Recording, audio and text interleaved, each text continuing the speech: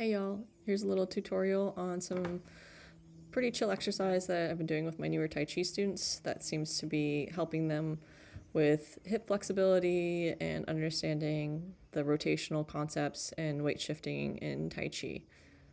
This is similar to the silk rolling video I've done in the past. It's just a variation of that, and as well as similar to the walking video I've done in the past.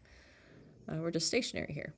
And my feet are out into that bow stance. I have enough space between my feet that I feel like my hips can rotate comfortably. I'm not being squished by any means. My back toes are turned out about 30 to 45 degrees. Front toes are turned in slightly, though my leg is mostly pointing forward towards the camera. But I want to have whatever feels comfortable in my rotation, that I feel like I'm doing this, it's not hurting my knees in any way. I feel stable the whole time. So whatever that works for you is what you want. As you can see, I move in both directions here. I started with the ball going one way, and now I've shifted over to the other direction. But the same principles apply. I am rotating my hip back and then rotating it forward. Right hip pulls back, it rotates my torso to the side, and then I shift forward, rotating that right hip forward as my left pulls back and in. The weight shifting to the front leg and then to the back leg as I rotate, and my hands are staying in my frontal plane, trying to not go past my sides. It might look that way, but it's just an illusion created by my hips rotating.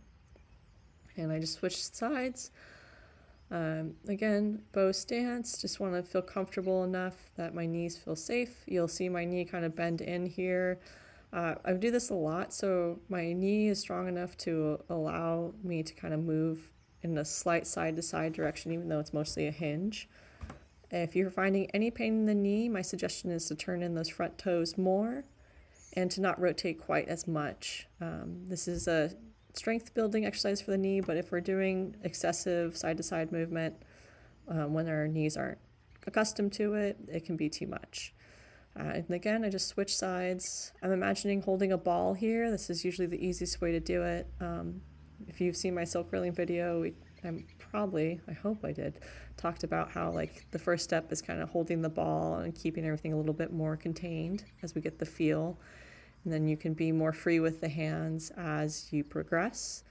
But yeah, this is just something that my students have been enjoying, and I hope you do too.